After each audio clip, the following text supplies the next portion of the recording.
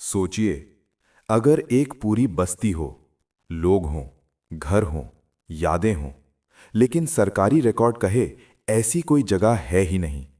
राजस्थान के पश्चिमी रेगिस्तान में बाड़मेर से लगभग 80 किलोमीटर दूर एक सुनसान कच्चे रास्ते के अंत में एक गांव बताया जाता है, काकड़वास। स्थानीय लोग कहते हैं वहां रात में रोशनी दिखती है, लेकिन दिन में सिर्फ खंडहर। कोई पक्का रिकॉर्ड नहीं, कोई पंचायत रजिस्टर नहीं, कोई राजस्व नक्शा नहीं।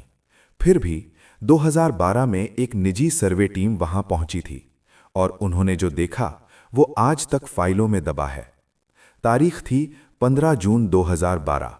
एक एनजीओ की भूजल सर्वे टीम, 5 लोग जीपीएस मैपिंग के लिए निकले। टीम लीडर थे राघव मेहता। उनकी डायरी में पहली लाइन थी, गूगल मैप में ये इलाका खाली है, लेकिन स्थानीय गाइड कह रहा है यहां कभी 300 से ज्यादा लोग रहते थे। जैसे जैसे वे आगे बढ़े, रास्ता टेढ़ा मेढ़ा, घुमावदार और डरावना होता गया। कोई पक्षी नहीं, कोई जानवर नहीं, हवा तक रुक रुक कर चल रही थी। और फिर उन्हें दूर से दिखाई दिए एक घर। लेकिन अजीब बात यह थी, हर घर का दरवाजा खुला था और हर घर के बाहर चूल्हा रखा था। कुछ में बर्तन अभी भी पड़े थे, जैसे कोई खाना बनाते बनाते गायब हो गया हो। गाइड ने धीरे से कहा, साहब, यहां रात में लोग एक ही रात में मर गए थे। दोस्तों, अब टीम वहां रात को रुकने के लिए तैयारी करने लगे। टीम ने वहीं कैंप लगाया, क्योंकि पानी का स्रोत पास में था। रात 9 बजे तक सब सामान्य था। 10 बजे जीपीएस बंद होने लगा। 11 बजे कैमरे की बैटरी अपने आप खत्म। 12 बजे आवाजें। पहले लगा हवा है, फिर लगा कोई फुसफुसा रहा है। राघव ने रिकॉर्डर ऑन किया। रिकॉर्डिंग में साफ सुनाई देता है, भाग जाओ। लेकिन टीम में से किसी ने नहीं कहा। दोस्तों, अब सुबह होने वाली थी। सुबह 5 बजे टीम के 2 सदस्य गायब थे, लेकिन कैंप में कोई लड़ाई झगड़ा नहीं, कोई खून खराबा नहीं। तो 2 सदस्य गए कहां? बाद में देखा गया तो सिर्फ रेत पर खींचे जाने के निशान थे, जो एक पुराने कुएं पर जाकर खत्म हो गए थे। जब कुएं में झांका गया, नीचे कुछ नहीं था, खाली। लेकिन गाइड डर गया। उसने कहा, यही वो कुआं है जिसमें उस रात 300 लाशें मिली थीं। टीम ने तुरंत वापसी का फैसला किया, लेकिन लौटते वक्त एक आखिरी चीज देखी गई। गांव के प्रवेश पर एक टूटा बोर्ड, जिस पर आधा नाम पढ़ा जा सकता था, काक 312 जनसंख्या। सबसे डरावनी बात, जब टीम ने बाद में सरकारी रिकॉर्ड खंगाले तो पाया उस क्षेत्र में कभी कोई गांव दर्ज ही नहीं था। जनगणना में 0 आबादी थी। तो दोस्तों, अब सवाल यह आता है, 312 लोग कौन थे? अगर गांव था ही नहीं तो वे लोग मरे कहां? और आज भी रात में वहां रोशनी क्यों जलती है?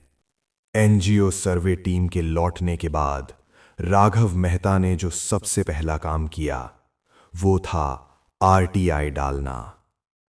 आरटीआई का पूरा नाम है राइट टू इंफॉर्मेशन, सूचना का अधिकार। भारत में ये एक कानून है जिसके तहत कोई भी नागरिक सरकार से आधिकारिक जानकारी मांग सकता है। दूसरे शब्दों में कहें तो आरटीआई मतलब आप सरकार से किसी फाइल की कॉपी या सरकारी रिकॉर्ड और बहुत कुछ पूछ सकते हैं। सरकार को 30 दिनों के भीतर जवाब देना पड़ता है। आरटीआई का सवाल सीधा था, क्या बाड़मेर जिले के पश्चिमी सेक्टर में काकड़वास या इससे मिलते जुलते नाम का कोई गांव कभी अस्तित्व में था? 30 दिन बाद जवाब आया, ऐसा कोई गांव हमारे रिकॉर्ड में कभी दर्ज नहीं हुआ। लेकिन कहानी यहीं खत्म नहीं होती। राघव को एक पुराना तहसील क्लर्क मिल जाता है और इनका नाम महेंद्र चौधरी बताते हैं। 35 साल तक राजस्व विभाग में काम कर चुका होता है। महेंद्र चौधरी ने आरटीआई का जवाब पढ़कर कहने लगा, यह झूठ है। उसने राघव को अपने घर बुलाया और एक लोहे के संदूक से निकाली 1991 की एक फटी हुई फाइल।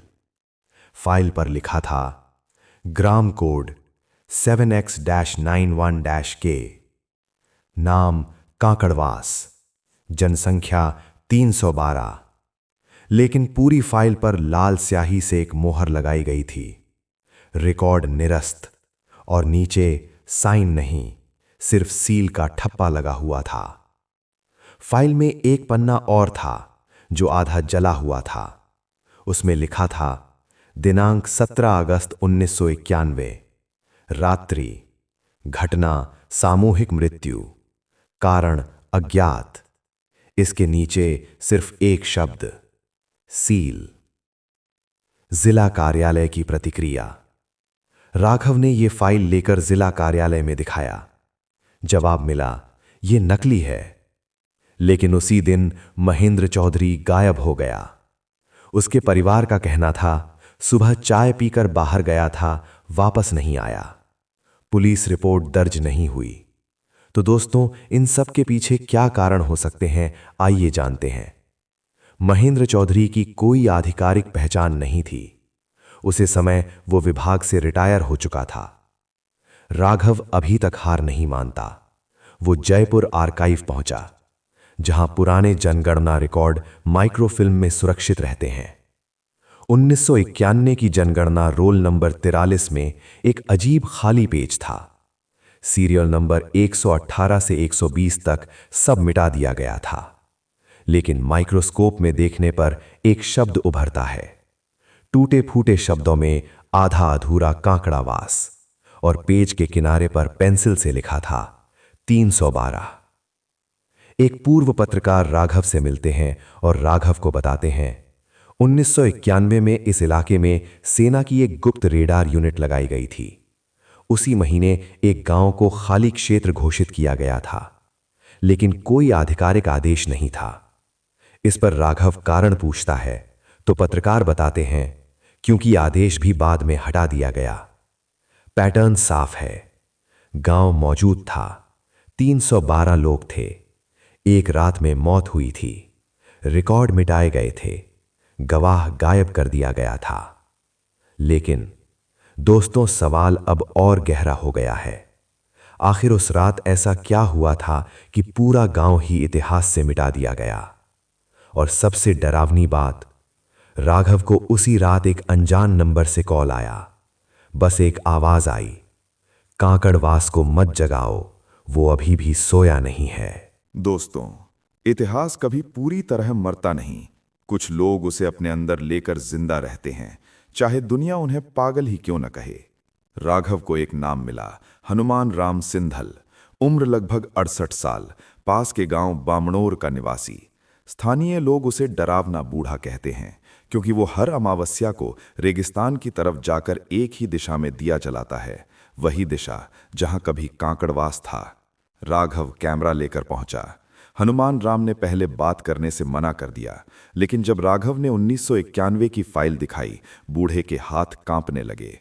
उसने सिर्फ इतना कहा, तुम देर से आए हो, सब मर चुके हैं। और फिर धीरे धीरे उसने उस रात की कहानी बतानी शुरू की। 17 अगस्त 1991। उस दिन गांव में मेला लगा था। जनसंख्या 312 और लगभग हर घर में खुशी। रात 9 बजे तक सब सामान्य, लेकिन 10 बजे आसमान बदल गया। हनुमान राम बताता है, बिना बादल के बिजली चमक रही थी, जैसे जमीन के ऊपर कोई सफेद रोशनी घूम रही हो। गांव के बीच वाले कुएं के पास रोशनी टिक गई और फिर आवाज आने लगी थी। आवाज की कोई भाषा नहीं थी, लेकिन वो आवाज सबके दिमाग में एक साथ गूंज रही थी। लोग डर गए थे, कुछ लोग भागने लगे थे, कुछ लोग बेहोश हो गए थे, और फिर कुएं से धुआं निकलने लगा। मौत कैसे हुई? हनुमान राम की आंखों में आंसू आ गए। लोग चीख रहे थे, पर आवाज बाहर नहीं आ रही थी।